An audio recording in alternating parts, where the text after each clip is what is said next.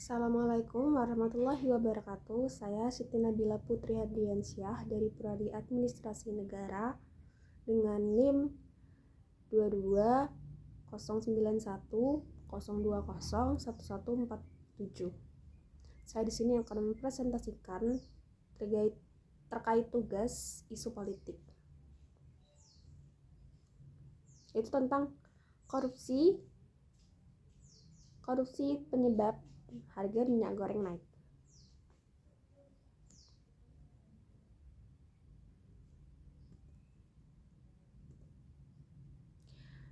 Akar permasalahannya, seperti yang kita ketahui bahwa harga minyak goreng sejak bulan Maret lalu mengalami kenaikan yang sangat pesat.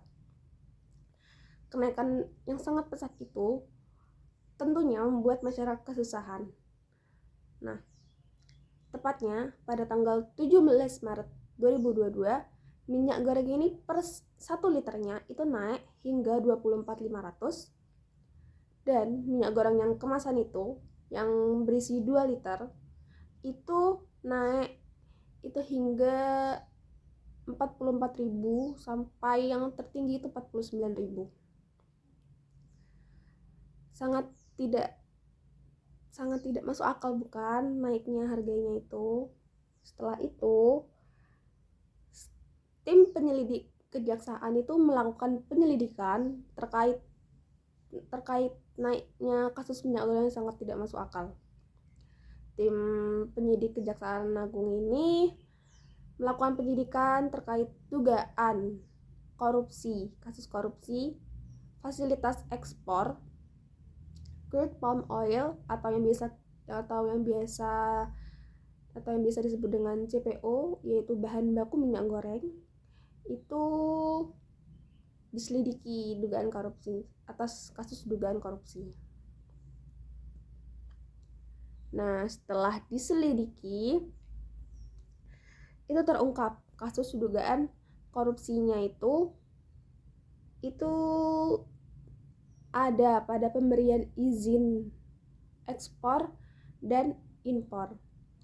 Itu menurut Filipa selaku kepala penelitian Center for Asian Policy Studies itu menilai bahwa persoalan ini ada pada tidaknya pemberian izin ekspor atau impor.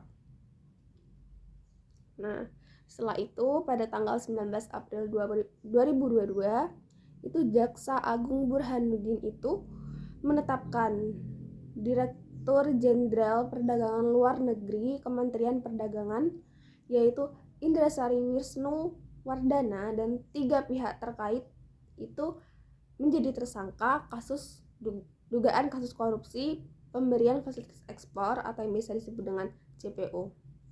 Jadi tersangka di sini ada 4 ya kawan-kawan. Nah, Burhanuddin juga ini menyebutkan bahwa perbuatan para tersangka ini itu menjadi salah satu penyebab naiknya harga minyak goreng dan kelangkaan minyak goreng. Jadi bukan satu-satunya faktor harga minyak goreng naik, tapi ini juga termasuk salah satu faktor harga minyak goreng naik.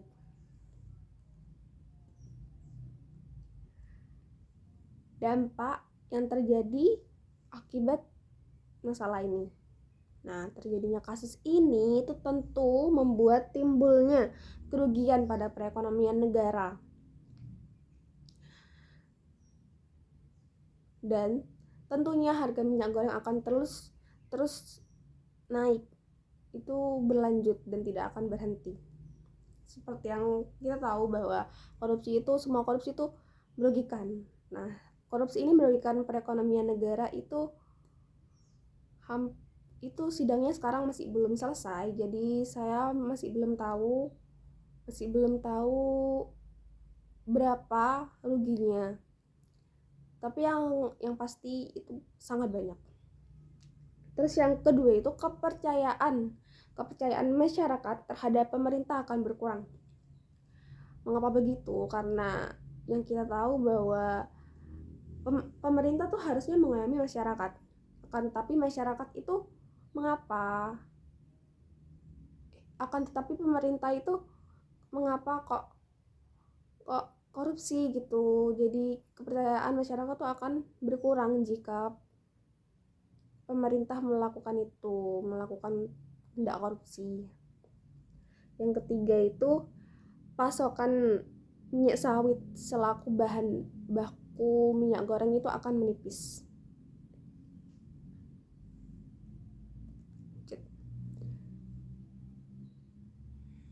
Nah, tentunya karena hal ini merugikan banyak pihak, maka hal ini perlu ditindaklanjuti. Dengan cara itu, satu, pemberian sanksi pidana kepada tersangka dengan pasal 2 dan pasal 3 UU tindak pidana korupsi. Nah, pasal 2 ini berisikan penjara seumur hidup atau bisa paling singkat 4 tahun dan paling lama 20 tahun. Dan ancaman hukumannya itu denda paling sedikit itu 200 juta hingga yang tertinggi 1 miliar. Sedangkan pasal yang ketiga ini berisi ancaman hukuman pidana ini paling singkat 1 tahun dan paling lama 20 tahun. Adapun ancaman paling sedikit 50 juta dan paling lama ini yang paling banyak ini 1 miliar.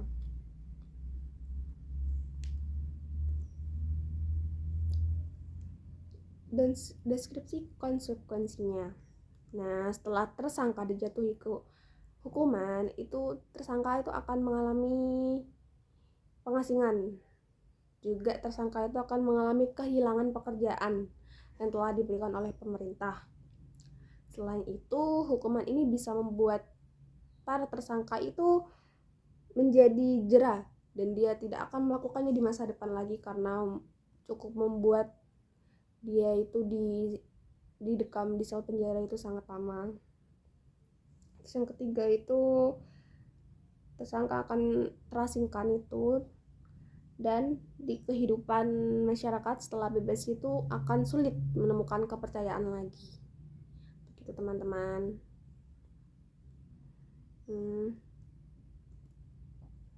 Nah, jadi cukup sampai sini saja presentasi saya. Kurang lebihnya mohon maaf jika ada kesalahan yang saya sampaikan. Assalamualaikum warahmatullahi wabarakatuh.